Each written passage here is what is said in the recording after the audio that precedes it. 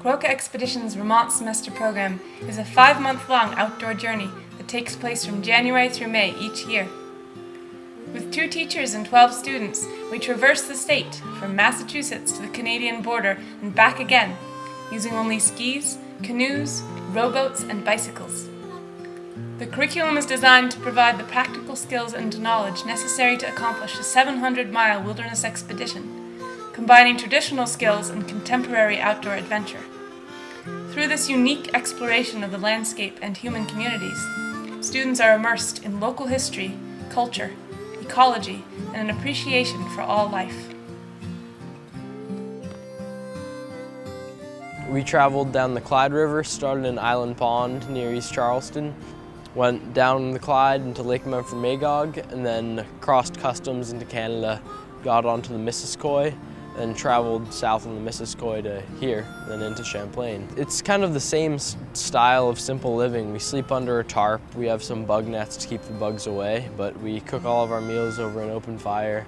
What I came here looking for was just to kind of get a better idea of myself, and I've definitely found that. Being here makes me feel more confident, and I know who I am and I know who I want to be, and I guess that's the most important thing for me.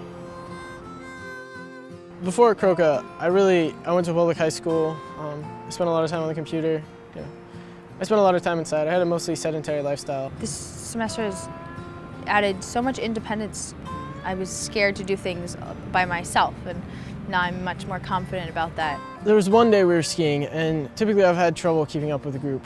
So, we would stop every few minutes and I would catch up, and then we keep going, we'd stop, catch up. And one day I was thinking, why can't I keep up? Why can't I do this? And I realized I wasn't really tired. I didn't want to go any faster, but I wasn't really tired. My muscles weren't really aching. So I decided to just go faster to see if I could do it.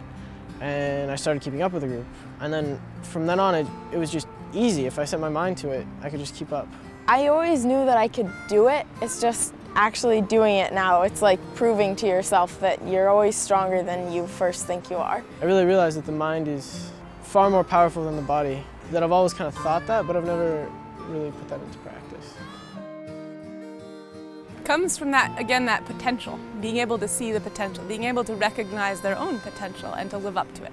And just to get down and do it, because sometimes you really don't want to jump in the cold water, or you don't want to ski up that hill, or I can't, but you have to. And there's a big difference between what our minds say we can't do and what we are actually capable of. And I don't feel that I'm teaching, I feel that I'm facilitating, because the world around us is doing all the teaching. They have in themselves the teaching. This is the journey is theirs, and I am helping to facilitate that journey. And they are growing quietly from the inside.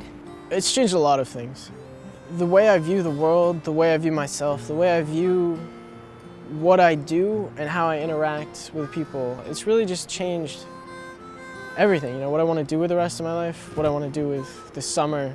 It's just kind of changed my worldview. There are so many social norms and things you have to follow when you're at home and you're in high school and you want to fit in with the cliques or you want to make it onto the basketball team. Here it's living and it's raw, and it gets you down to a really primordial level of self, and you really meet yourself for the first time.